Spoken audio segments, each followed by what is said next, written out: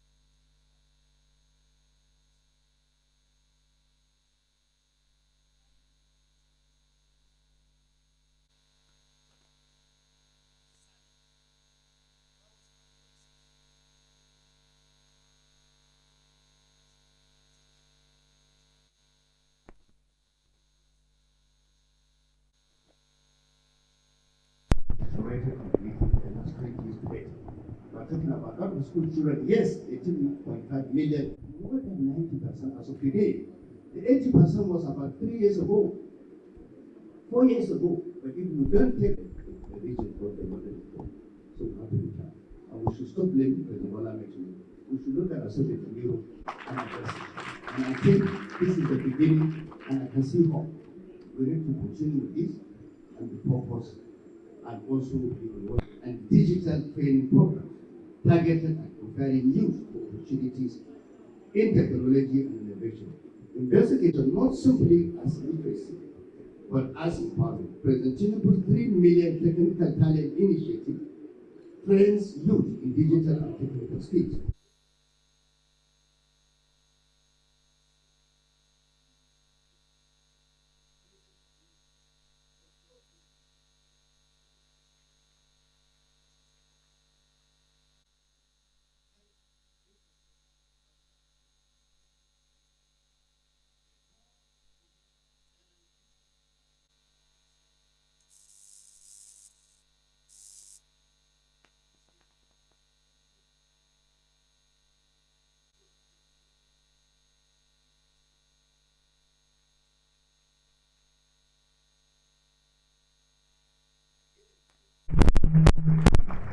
Thank you very much.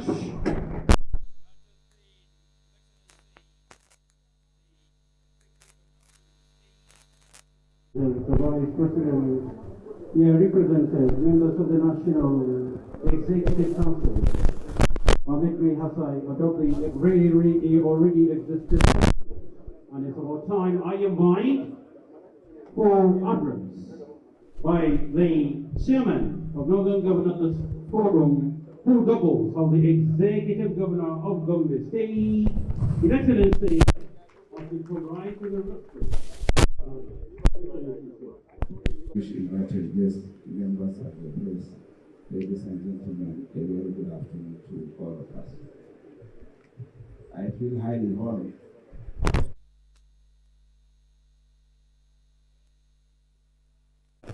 continue the vital role of community mobilization.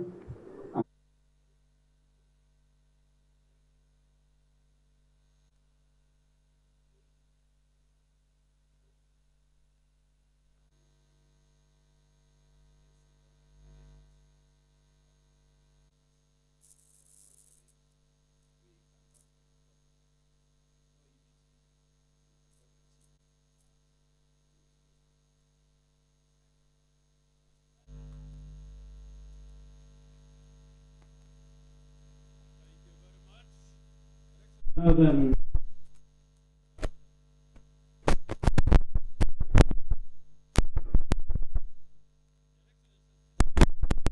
it's time I invite the federal government delegation. Most of us who are the leaders in northern Nigeria, I think we should be open enough to take the blame, because there was silence. Where was our voices? Nobody was speaking in the last 10 years. Nobody was speaking in the last 15 years. Nobody was talking in the last 20 years. And we were sitting watching the developmental indices in northern Nigeria, both the northwest, the northeast, and the north central, have deteriorated completely in the last 20 years to date. We're talking about out of school children, yes, 18.5 million when you talk about the UNICEF index right now. But more than 90% as of today. The 80% was about 3 years ago, 4 years ago. But if we don't take very serious action, we might not have a region called the Northern Nigeria.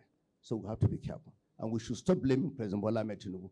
The economic reform, this number one, reform the economy for sustained inclusive growth. The economic reform strategies are designed to create a robust, diversified, and resilient economy by fostering an environment conducive to investment and innovation. The administration aims to stimulate growth across all sectors, reduce unemployment, and ensure equitable wealth distribution. Experts amongst us will be speaking to you, particularly in these areas, as enunciated by the renewed hope agenda. 2. Strengthen national security for peace and prosperity. Security is the bedrock of national development. The focus here is on enhancing the capabilities of our security forces, promoting peace and stability, and ensuring that every Nigerian feels safe and protected, no matter where they reside. 3. Boost agriculture to achieve food security. The Minister of Agriculture was outside the country, but I believe he's back. He's the worthy and distinguished northerner from Kaduna. I want to believe, and perhaps writing through that before we end this dialogue, would have been here.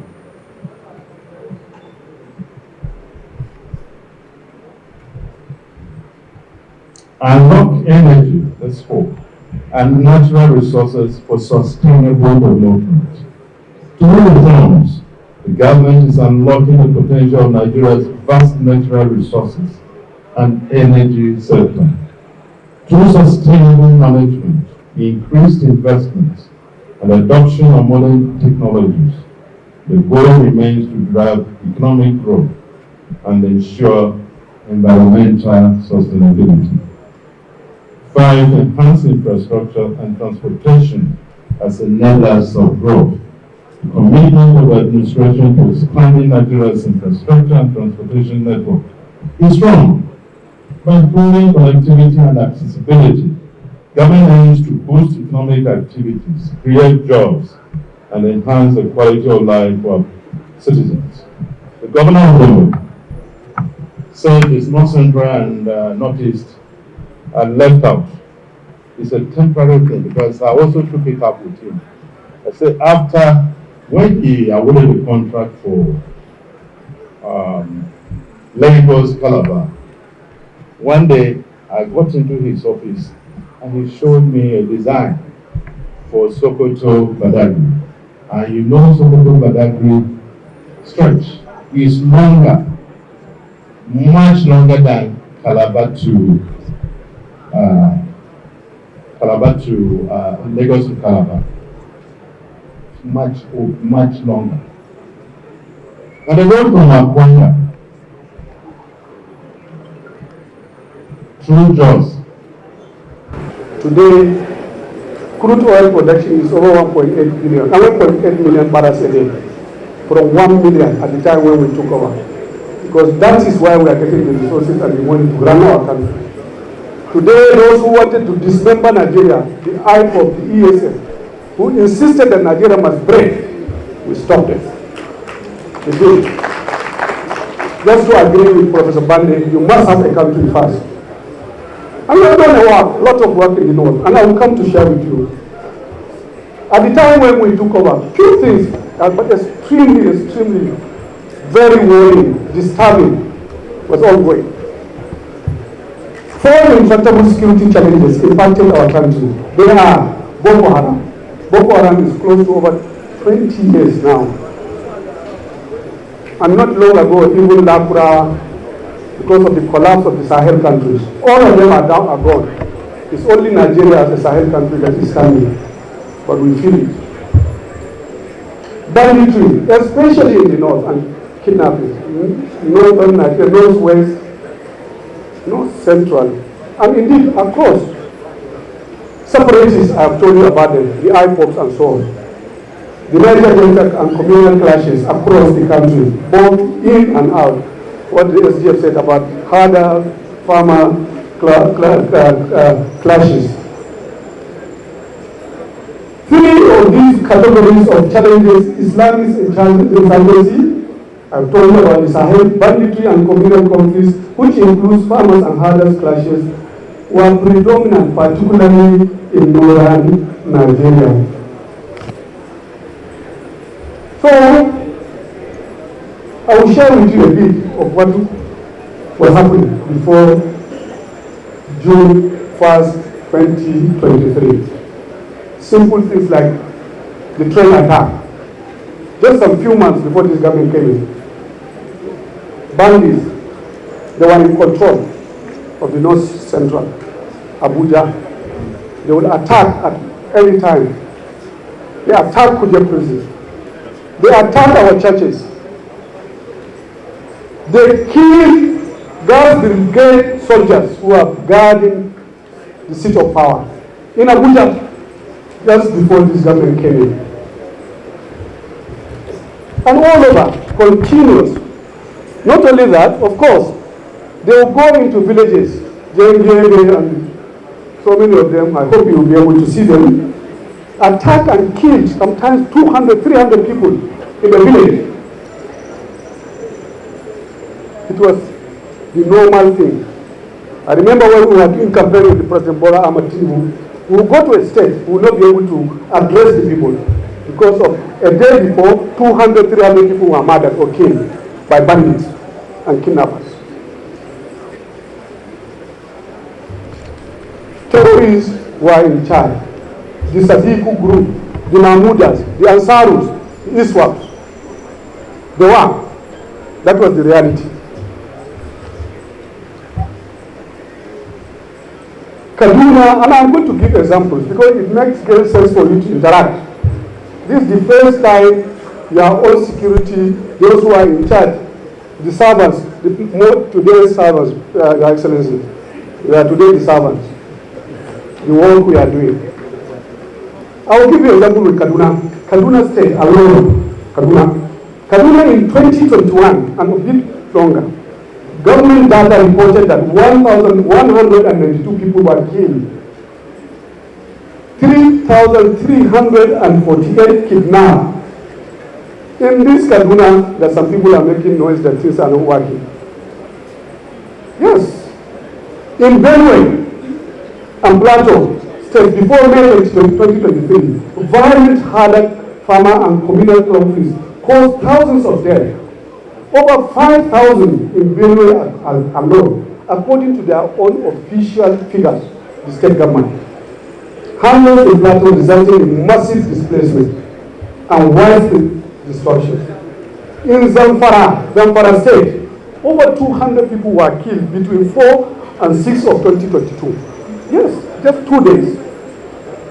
In a massacre that occurred in the village of Anka and Bukuyu. The attacks were orchestrated by the late Halilu Sugubi, and we killed him. Yes, we got him. He and Damina, Nagala, and a couple of them, they are no more with us. And I'm going to give you, this is a map you will see of security crisis prior to May 29, 2023. This is just in Kaduna alone. What you see here are bandits in charge of territories. We know them, we want, we identify them, we follow them, and we know everyone, wherever you are. It's a matter of time. Many of them, as you can see, are gone today. And I'm going to give you the list of those who are gone. We have done a lot of establishment of the Defense Department training, establishment of the Joint Doctrine Command, all Special Forces Command. Now, the critical aspect we're realizing affirmative warfare, because we are dealing with the communities, and because the terrorists also thrive within the communities, security is not only about combat, also but about relationships. Under our leadership, community sports competitions have been launched, radicalization in northern Nigeria. We want to make sure that our youths especially are fully engaged throughout. While growing up in Sokoto, we had opportunities, we had secondary schools, primary school sport, university games. All through the years we were engaged. And so you don't have time to do any acts of criminality. But nowadays you find out that it is important because of social media. You as a parent, you are struggling so hard to teach your children, but you don't know that they are communicating with somebody 10,000 kilometers away and you don't know what they are telling them. It is important that we engage these youth so that we don't give them time. We have farms. We must engage them and make them productive. And I think those are things we have to do. Engagement with state governments and traditional leaders to bridge governance gaps and promote peace have also continued. Furthermore, interaction with media and public on security issues have increased public awareness and reduced the security challenges through a whole of society approach. Everyone has a role to play in this drive in making peace in the north, in making peace in Nigeria. Nobody should be neglected. And nobody should think he doesn't have anything to contribute. Whatever you see that is wrong, report, even of our own personnel, so that action could be taken. And that's the only way we can move forward. This engagement, including lecture on assessing of species in northern Nigeria, was gone around to ABU's area to a wide audience of modern scholars and allies, as well as hosting the Nigerian Forces Games in 2024, which are held in Kaduna. We'll continue to do this, continue this interaction. These interactions have helped to create situations where communities understand what the armed forces are doing, and now everybody knows that you must take the ownership of the armed forces because we are the one paying the taxes. It's from our taxes that we're being paid. So we're answerable to you wherever we are. Now, how did we do this? We created a unified command in the Northwest and extension of forward operating capacities in the North. Under our watch, the structure of Operation Hadani Daji and Wild Punch into Joint Task Force Northwest Operation Fasanyama in the Northwest. This unified theater approach ensures more coherent, fast reacting, and synergized effort across the affected states. We have also established multiple forward operating bases and new sectors in high-risk zones. In this regard, we established 2 defense special forces brigades in Kaduna and the Niger State, alongside the 2 national mission force brigades trained for high readiness employment. We are doing everything possible to ensure that we position our men properly so that they can react. With the land size of over 923,000 square kilometers, Nigeria is massive. With our population, with our strengths, we cannot be everywhere, but we have Nigerians all over. And that's why it's important for every Nigerian to also be part of the security architecture. Whatever you see that is wrong, please don't hesitate to report so that actions can be taken. It is very, very important. We have also extended Operation Hacking Cave to an additional sector over the movie axis because Hong area, the areas that are coming up. Emphasis on the Nigerian Cameroon border Operation Fasanyama to have an additional sector 3 to cover parts of Kwara State. We are doing that to ensure that wherever we see any threats coming in, we try to address it as quickly as possible. Furthermore, the Special Operations Command of the Navy was established with headquarters in Makurdi, Benue State, as well as other naval forward operating bases. Our Air Force has continued to dominate the airspace, and I can tell you fully that our Air Force is doing remarkably well. And we want to continue to encourage them in our support